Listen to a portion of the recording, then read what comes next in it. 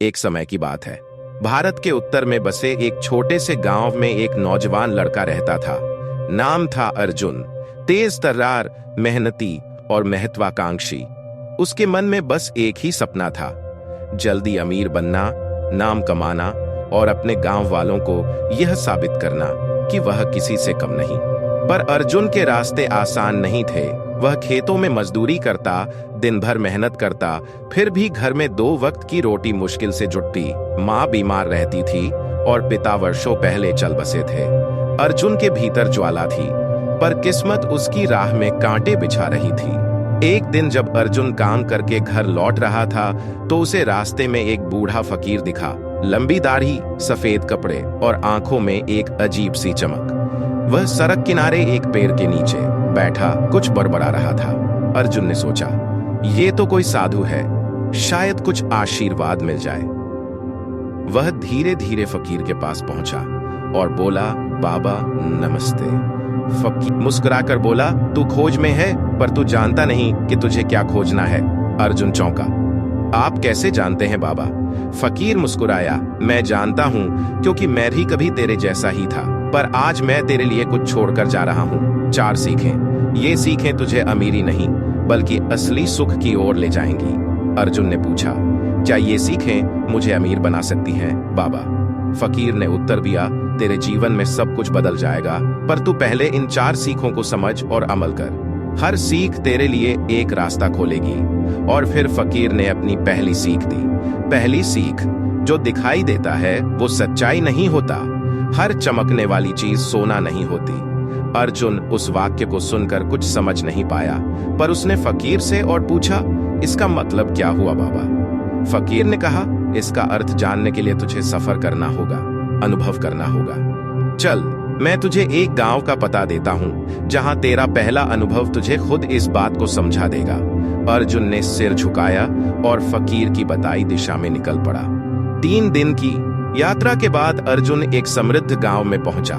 चारों तरफ हरियाली, अमीर लोग, बड़े बड़े घर। अर्जुन ने देखा कि गांव के बीचों बीच एक महल जैसा घर है, जहां हर दिन उत्सव सा माहौल रहता है। वहां का मालिक था सेठ दयाराम। उसके पास सब कुछ था, पैसा, नौकर चाकर, गाड़ियां। सेठ ने अर्जुन को देखकर बुलाया और कहा, तू यहाँ नया है, नौकरी चाहिए, मेरे पास आजा। खाना पीना मिलेगा, बस कुछ काम करना होगा। अर्जुन को लगा कि उसकी किस्मत चमक गई। उसने सेठ के यहाँ काम पकड़ लिया। पहले कुछ दिन बहुत अच्छे बीते। स्वादिष्ट खाना, साफ कपड़े, आरामदेह कमरा। पर जैसे जैसे समय बीतता गया, अर्जुन को अजीब अजीब बातें दिखने लगी। हर रात महल से अजीब सी आवाजें आती, जैसे कोई रो रहा हो। सेठ का चेहरा भी दिन ब दिन गुस्से और चिंता से भरा दिखने लगा। फिर एक रात अर्जुन ने देखा, सेठ अकेले एक कमरे में बैठा और अपने आप से बातें कर रहा था। दीवार पर टंगी तस्वीर से वह माफी मांग रहा था। मैंने तेरे साथ बुरा किया शांति, पर मैं मजबूर था। सेठ की आवाज कांप रही थी। अर्जुन डर गया और धीरे से उस कमरे में झांका। तस्वीर एक सुंदर महिला की थी, सेठ की मृत पत्नी। अर्जुन ने धीरे धीरे गांव के बुजुर्गों से पूछना शुरू किया, और जो सच सामने आया वह चौंकाने वाला था। सेठ ने अपने व्यापार को आगे बढ़ाने के लिए अपनी पत्नी की बलि दी थी। एक तांत्रिक के कहने पर एक विशेष अनुष्ठान में उसे जिंदा दफनाया गया था। उस दिन से सेठ अमीर तो बना, पर उसकी आत्मा हर दिन सड़ रही थी। रात को वह डरावने सपने देखता। उसकी पत्नी की आत्मा हर रात उसे डराती, और वह हर दिन खुद से माफी मांगता, पर अब कुछ नहीं बदल सकता था। यह देख अर्जुन को फकीर की पहली सीख समझ में आई, जो दिखता है वह सच्चाई नहीं होता। सेठ की अमीरी के पीछे एक भयानक राज छुपा था। अर्जुन ने उस गांव को छोड़ दिया। वह फिर से उसी पेड़ के नीचे पहुंचा जहां फकीर पहले मिला था। वह नहीं था, पर वहां एक पर्चा पड़ा था, अगर तू पहली सीख को समझ चुका है तो दूसरी सीख की यात्रा शुरू कर। इस बार तुझे जंगल के भीतर जाना है, जहां तुझे एक साधु मिलेगा जो तुझे अगली राह दिखाएगा। अर्जुन अब पहले से कहीं ज्यादा शांत था, पर भीतर एक सब। अर्जुन अब पहले से कहीं अधिक गंभीर और स्थिर था। पहली सीख ने उसे अंदर तक झकझोर दिया था। सेठ दयाराम की अमीरी के पीछे छुपी आत्मा की चीखें अब भी उसके कानों में गूंजती थीं। उसने फकीर की छोड़ी चिट्ठी को पढ़ा और तय किया कि वह अगली सीख की ओर बढ़ेगा। चिट्ठी में लिखा था, अब तुझे जंगल की ओर बढ़ना है, वहां एक साधु मिलेगा जो अगली सीख देगा, पर ध्यान रहे वह तुझे कुछ नहीं देगा जब तक तू भीतर से तैयार ना हो। अर्जुन ने अपना सामान समेटा, मां से विदा ली और निकल पड़ा एक घने और रहस्यमय जंगल की ओर। दिन भर पैदल चलने के बाद जब वह जंगल के भीतर पहुंचा तो उसे वहां की नीरवता और डरावनी खामोशी महसूस हुई। पक्षियों की चहचहाहट नहीं थी, पेड़ हवा में हिलते तो ऐसे लगता जैसे कोई कानों में फुसफुसा रहा हो। कुछ घंटों की तलाश के बाद अर्जुन को एक छोटी सी कुटिया दिखाई दी, जंगली बेलों से ढकी, बाहर धुआं निकलता हुआ।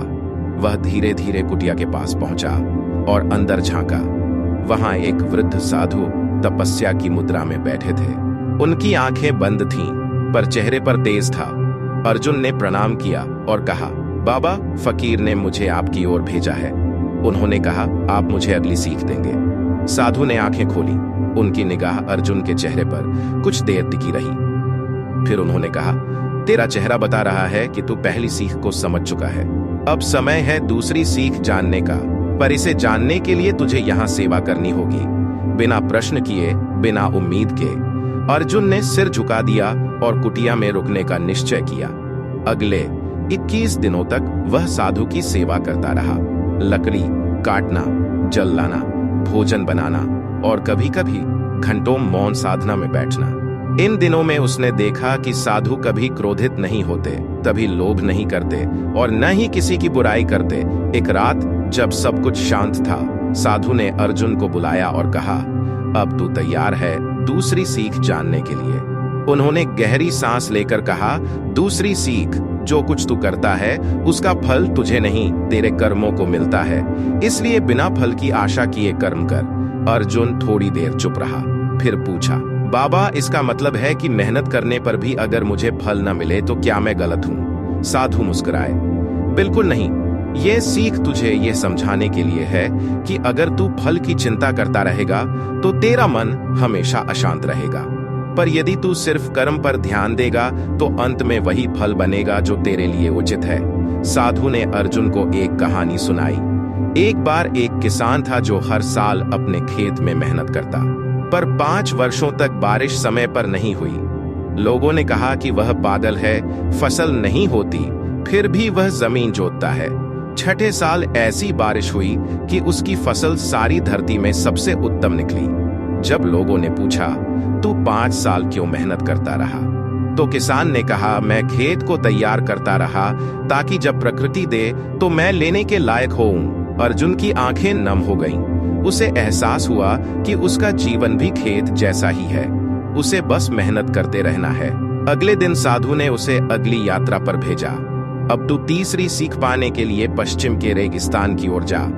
वहां एक व्यापारी मिलेगा, वह तुझे बताएगा कि इस संसार का असली बोझ क्या है। अर्जुन ने साधु को प्रणाम किया और निकल पड़ा रेगिस्तान की ओर।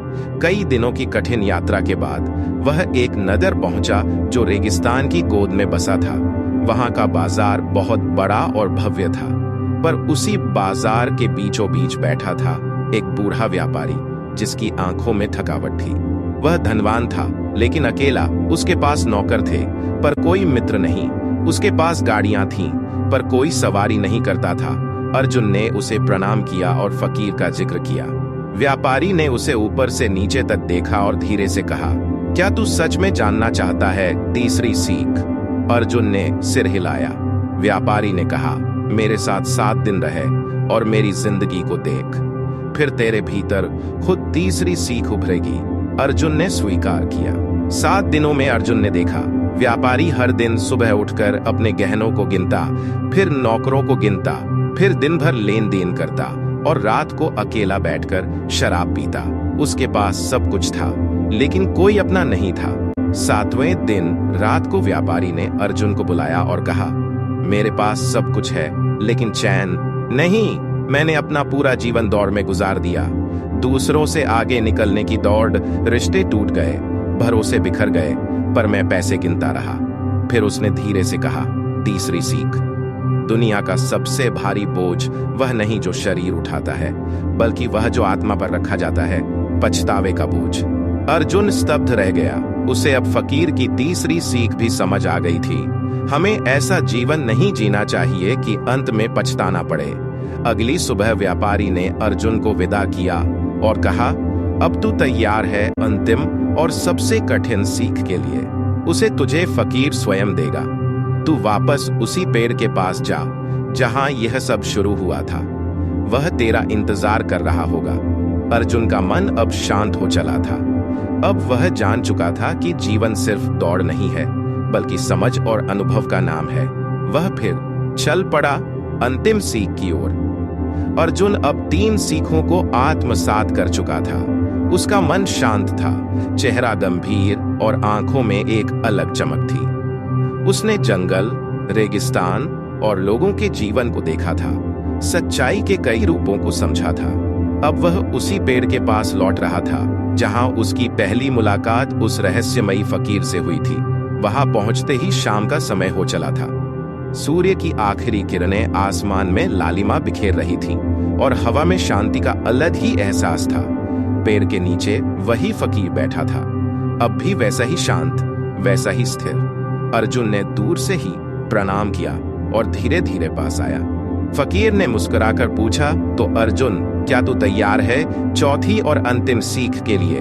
अर्जुन ने गहरी सांस लेते हुए कहा, हाँ बाबा, मैं तीनों सीखों को समझ चुका हूँ। अब मैं चाहता हूँ कि अंतिम रहस्य भी जानूं, ताकि मैं अपने जीवन को पूरी तरह अर्थपूर्ण बना सकूं। फकीर ने कुछ क्षणों तक अर्जुन को देखा, फिर उन्होंने धीरे से कहा, चौथी सीख सबसे कठिन है, क्योंकि यह किसी को बताई नहीं जाती। ये तो स्वयं को अनुभव करके समझनी पड़ती है। अर्जुन चौंका, तो क्या आप मुझे यह सीख नहीं बताएंगे? फकीर बोले, बताऊंगा, लेकिन नहीं कहूंगा। तुझे उस सीख तक खुद पहुंचना होगा। इसके लिए तुझे अपने अतीत में उतरना होगा, वहां जहां तू कभी जाना नहीं चाहता। फकीर ने अपनी झोली से एक दर्पण निकाला, साधारण, मैला सा, लेकिन उसमें कुछ रहस्यमयी चमक थी। उन्होंने कहा, इसमें झांक और अपनी आत्मा देख। अर्जुन ने जैसे ही दर्पण में झांका, उसका पूरा शरीर सिहर उठा।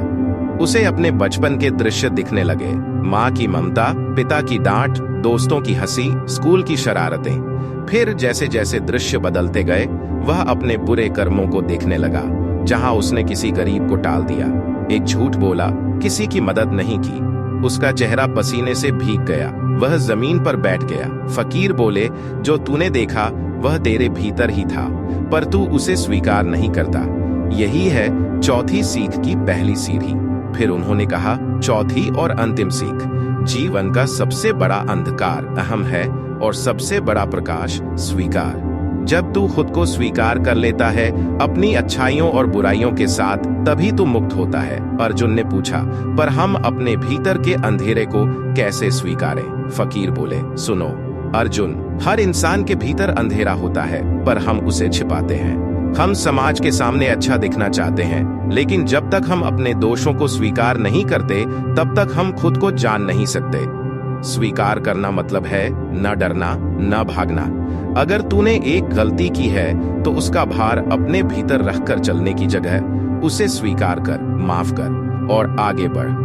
फकीर उठे और बोले, मैं तुझे एक अंतिम कहानी सुनाता हूँ, सुन और सोच। कहानी बगैर नाम का साधु। बहुत समय पहले एक साधु था जो हमेशा चुप रहता। लोग कहते थे वह महान है क्योंकि कभी क्रोध नहीं करता, कभी सवाल नहीं करता।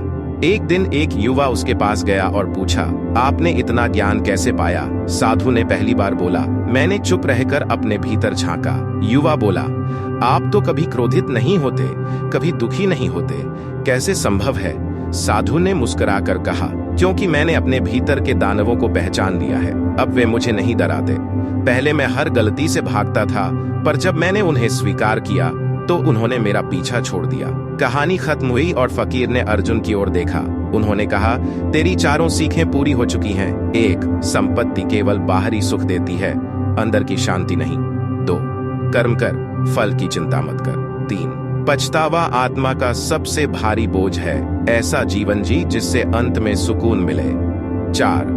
अहम को त्याग कर आत्मस्वीकृति अपनाना ही मुक्ति है। अब तू खुद में एक फकीर बन चुका है।